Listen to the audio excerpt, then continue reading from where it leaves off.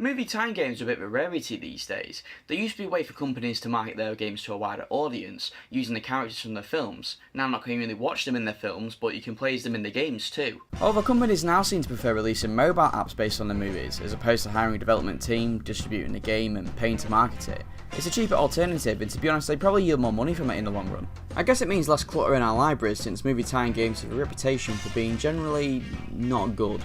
They were known to be mainly cash grabs, being incomplete half-assed games that not only disgrace the source material, but generally just aren't very fun. Mainly because the release of the game had to match up with the release of the movie, so development times were super short and really straight, which is why when a good game comes along in the genre, it really stands out. Back in the late 90s and early noughties, Disney Interactive was having a pretty good string of luck when it came to games based on its movies, which is kind of surprising considering the amount of different developers they had hired from each game. They had some really good releases though, like Hercules, Emperor's New Groove, Monsters Inc. Scare Island, and the game of today's review, Toy Story 2. Now I'm fairly sure I had played the game before I saw the movie. Classic me really. I didn't even watch Toy Story until I was about 10-11, which was 2004-2005, just around a decade since it had been out. In fact it would have been then, since I picked up the 10th anniversary box set when it came out. Now my Uncle Dave was a bit naughty and managed to pirate the PC version of the game, one copy for me and one for my cousin. I absolutely loved it. I got up to around the alley level then got stuck though, and I lost the disc soon after and didn't get a chance to play again until years later when I managed to obtain the PS1 version through my friend Michael. At the time we had majorly got back into Beyblade. We were going through a lot of his old stuff and found a stadium and a fair few blades. He also found his heavily modified one, you know, the ones that had spikes and shit coming from the weight disc. It beat me pretty bad, but I told him if he beats me again by this time next week, I'd give him a tenner. So I went off to train.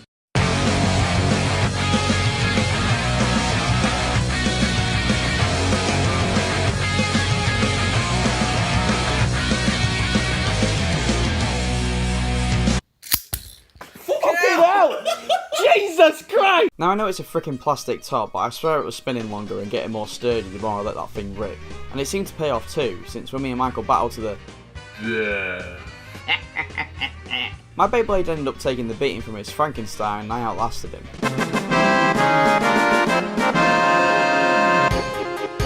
What are you doing?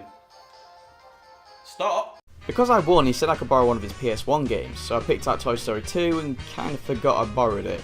It wasn't until a few years ago that I actually contacted him and asked if he wanted it back, which was kind of weird since we hadn't talked in quite a while, but I wanted to do the honest thing.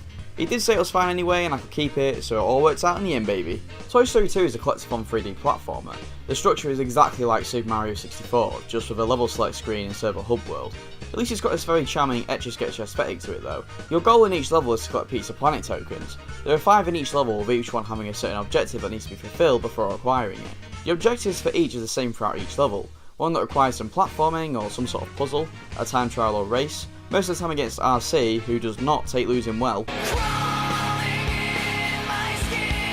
You'll also need to collect 5 of something for someone who needs help, defeat the mini-boss of the stage, and most importantly, get 50 coins for Ham, who won't let you forget. Need some coins here, bud! Come on! Need some coins here, bud! Come on! Over here! In fact, a lot of the Toy Story characters are here, with most of the voice cast reprising their roles. They don't have much to do, just a sentence here and there, but having the original voice actors is always a plus. Each character has some sort of different role, like Rex gives you hints on how to get tokens, while Mr. Potato Head unlocks new power-ups for you when you find a piece of his body is lost in a level. These power-ups are situational for the most part, with each one being required to get the token in the area. For example, level 4's boss can only be beat with a disc launcher, and in level 1 you can only cross this green gunk with a cosmic shield. Because of this, you might find that you can't get every token in a level on your first run through, which is annoying, but it opens up for some different gameplay elements, like having to do precise jumps while being thrusted forward with the rocket boots. There are some exploits you can use to get certain tokens without the power-ups, but we all know that's a bit naughty. There are other power-ups you can find laying about the level, like an upgrade to your laser which turns it into an absolute death machine. Be careful with that, it's extremely dangerous. You do have auto-aiming for your laser, but it can be a bit off. To alleviate this, there is a first-person mode so you can use your laser with accurate fire, and not only enemies but other things like locks so you can access new places and get yourself out of tight jams. You also have a spin attack, which is good for enemies with shields or hard armour, but believe me when I say it's no Crash Bandicoot. It can be a pain to hit enemies with since the spin doesn't really last that long, unless you go for Link's Hurricane Spin, in which case let it rip. The enemies you'll find pestering you throughout your journey are well implemented. with the first few levels having some simple hoppers and helicopter dudes, but the later levels have some more aggressive toys with shields, lasers and even revolvers. The downside to this is that they do respawn and not long after you've beaten them too. If you do manage to weave your way through the little pests and collect a Pizza Planet token though, you'll be given the choice to leave, so you only need one token to finish the level, but some will require a certain amount to enter, most notably boss levels which center entirely around fighting a particular enemy that are tougher than the mini bosses you'd find in the actual levels. There's not too many here, but they all have you doing something different. There's Zurg of course, Chaos from Sonic Adventure, and Stuart Little! Big universe, another smile adventure. If you manage to collect even more tokens, you'll be rewarded with some clips from the movie, which the game does follow the narrative of. It's just a bit weird when Buzz chases after Al's car just to end up in Andy's house afterwards, but hey ho. Speaking of, the levels here are fantastic, which are based on the movie, ranging from said Andy's house, complete with attic and a cellar, and even a garage where you need to avoid saws and drills. Then there's weirder locations like the construction yard. Well, I don't remember that part being in the film. You feel so engrossed in the Toy Story universe and these expertly crafted levels, it's almost like the developers just slapped you and said, "You are a toy!"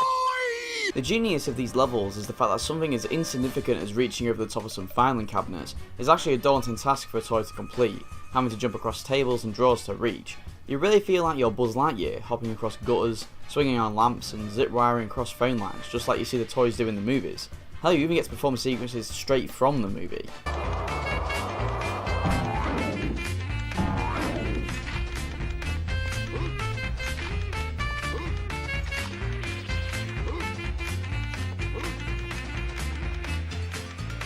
The difficulty level is perfect throughout the game. Most of the tokens are fairly simple to get, even the collect 5 of are fun to find because they're placed where you naturally explore 90% of the time.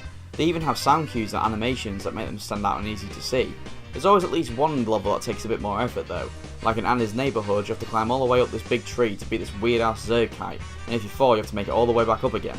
There's a lot of these types of tokens in the game, but once you reach a certain point you can activate a switch or rope to get back up quickly, acting as a checkpoint so it's never too tedious. You will rarely die due to the amount of high health you have and how many lives you find, essentially giving you 9 times the size of your health bar when your lives are maxed out. I never found it to be intrusive though, as the difficulty came from not being able to reach something, instead of dying and having to repeat the same thing over and over. There's also simple tokens. Take this one for example, where all you have to do is fill up this inflatable duct with air. There are harder levels in general though, like Elevator Hop, which has you climbing up this tower with constantly moving platforms, meaning that one more move sends you straight to the bottom to pick up the pieces of your life. Luckily Buzz is fucking ripped, so he doesn't take damage from something as weak as falling. Being a Space Ranger, I'd expect Buzz to be able to get around well, which he definitely does. You can jump and move about with ease and can turn around quickly by flicking back on the analog stick.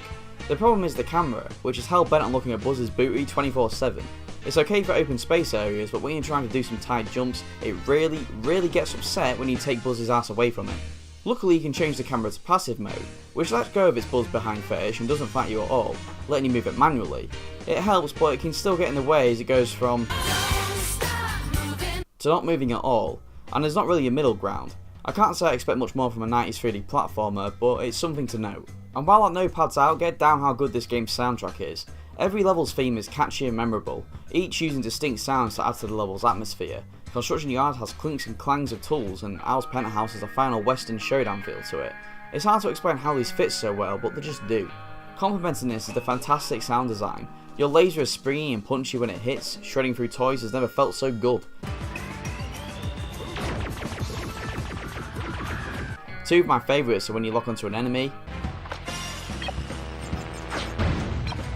and when a Pizza Planet token appears. God damn, that hits the spot! That, however, does not. Actually, for PS1, it's really good. You can clearly see the characters' faces, their models are accurate to the movies. Traveller's Tales did a really good job of how this game looks. Even the original designed characters, like most of the enemies, look great too. Nothing looks too blocky or low quality, as was the case with a lot of movie tie-in games around this time. Toy Story 2 Buzz Lightyear to the Rescue absolutely succeeds in what every movie tie-in game should be looking for, recreating what we love about the film in video game form. I will absolutely be playing this game to infinity and beyond. It's a fantastic video game take on the Toy Story universe and even adds to it with enemies and locations that wouldn't look out of place even if they did appear in the film. The camera can be a nuisance, and to be honest the game isn't very long. I clocked in about 4 or 5 hours after 100% in it, but if you're a fan of 3D platformers, I really think you'll have a good time with this one. Despite the similar objectives in each level, there's so much different with each location that just exploring them is fun in itself. This is one of the hidden gems on the PS1, and I can't be happier that it's of a property that myself and so many others love already. So what are you waiting for? To infinity and beyond!